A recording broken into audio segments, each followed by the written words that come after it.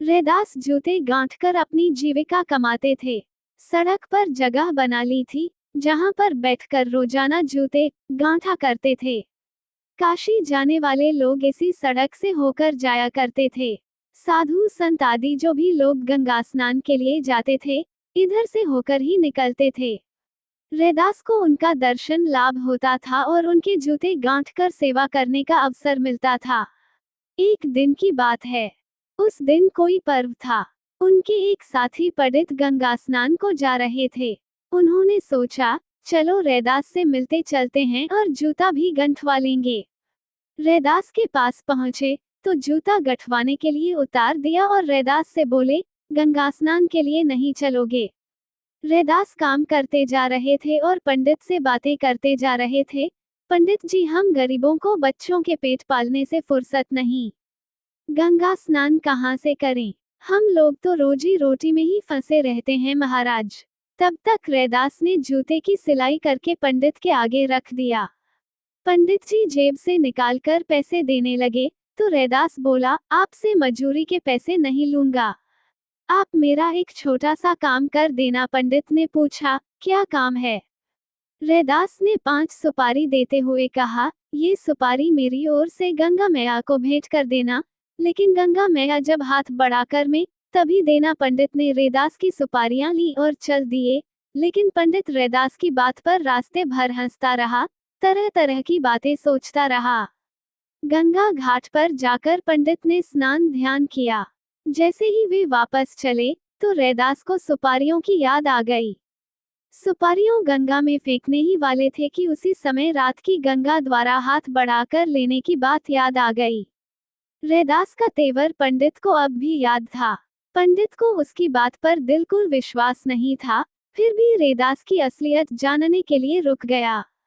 पंडित ने हाथ में सुपारियां तो और गंगा मैया से बोला, लो, रैदास ने आपके लिए ये सुपारियां भेजी हैं। पंडित इतना कहकर चुप हो गए और हाथ निकलने का इंतजार करने लगे। उसी समय जल में से एक कोमल हाथ निकला और सुपारियां लेकर जल में चला गया। उसी क्षण दूसरा हाथ निकला। उसमें रत्नों से जड़ा हुआ सोने का सुंदर कंगन था। साथ ही उसे आवाज सुनाई दी कि यह कंगन प्रसाद के रूप में रैदास को दे देना। रैदास से कहना कि गंगा मैया ने तुम्हारी भेंट स्वीकार कर ली है। इस घटना से पंडित आश्चर्यचकित रह गया। फिर भी पंडित मन ही मन रैदास से ईर्ष्या करने लगा। जब पंडित उसी रास्ते से निकला, तो रैदास की नजर बचाते हुए सीधा बर निकल गया। सोने के कंगन ने पंडित के मन में लोभ पैदा कर दिया था। घर पहुंचते ही पंडित ने आवाज लगाई, सुनती हो, देखो मैं क्या लाया हूँ। कंगन को देखकर पंडिताइन की खुशी का ठिकाना न रहा। पंडित कंगन से संबंधित पूरी घटना सुनाते रहे और पंडिताइन सोचती रही कि अब घर की दरिद्रता दूर हो जाएगी। ये कंगन रत्नों से जड़ा हुआ सोने का है। इसकी कीमत का अंदाजा लगाना मुश्किल है। पंडिताइन ने पंडित को सुझाव देते हुए कहा, इसे बेचने में बड़ी दिक्कत आएगी। सुनार सोचेगा कि ये रत्नों से जड़ा हुआ सोने का कंगन पंडित के पास कहाँ से आया। इससे अच्छा है आप इसे काशी नरेश को भेंट कर दो। काशी नरेश इतना इनाम देगा कि हमें भीख मांगने से छुटकारा मिल जाएगा, फिर चैन से रहेंगे। दूसरे दिन पंडित काशी नरेश के दरबार में पहुंचा। पंडित ने नरेश को जब ये कंगन भेंट किया, तो बहुत प्रसन्न हुए। काशी नरेश ने पंडित को पुरस्कार स्वरूप 1 लाख रुपए दिए। पंडित रुपए लेकर अपने घर चला गया। प्रसन्न होकर रानी ने कंगन को पहन लिया। जिसने भी उस कंगन को देखा, सभी ने बहुत सुंदर बताया। सुंदर बताने वालों ने ये भी कहा, आपका दूसरा हाथ सूना सूना लगता है। जब महारानी ने काशी नरेश से अपने एक हाथ के सूनेपन की बात कही, तो उन्होंने तुरंत पहले को बुलवाया। उससे उस कंगन के जोड़े का दूसरा कंगन लाने के लिए कहा गया। काशी नरेश ने ये भी खबर भिजवाई कि यदि उसने कंगन लाकर नहीं दिया, तो घर जब्त कराकर देश निकाला दे दिया जाएगा। पंडित घबराता हुआ राजा के पास पहुंचा। उसने कंगन प्राप्त करने की पूरी कहानी सुना दी। काशी नरेश ने कहा, रैदास से जाकर कहो कि गंगाजी से इसके जोड़ का दूसरा कंगन लेकर आए। पंडित रोता हुआ रैदास के पास पहुंचा। उसने 1 लाख रुपए सामने रखकर पूरी घटना सुनाई और बोला, रैदास जी मुझे माफ कर दो, मेरी जान बचा लो। गंगा जी से उसके जोड़ का दूसरा कंगन लाकर दे दो।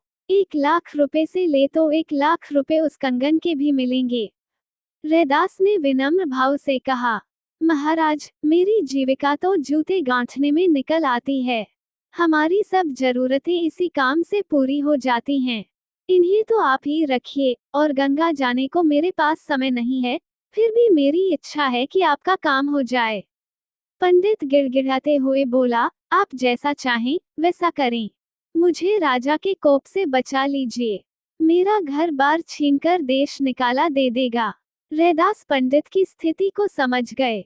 रैदास ने सामने रखी चाम को भिगोने वाली कठौती को अंगोला फैलाकर ढक दिया और बोले, जो मन चंगा तो कठौती में गंगा। अंगोछा हटाते ही उसमें पहले की ही तरह का रनों से जड़ा हुआ सोने का कंगन दिखाई दिया। रैदास ने कंगन निकालकर पंडित को दे दिया। पंडित तेज कदमों से चलते हुए सोचता जा रहा था कि किस प्रकार एक जूते गांठने वाले बमार ने 2 लाख रुपए ठुकरा दिए थे। मोर माया से रहित दयावान रैदास उसके अंदर तक उतर गया। उसे बार बार एक बात याद आ रही थी, मन चंगा तो कठौती में गंगा।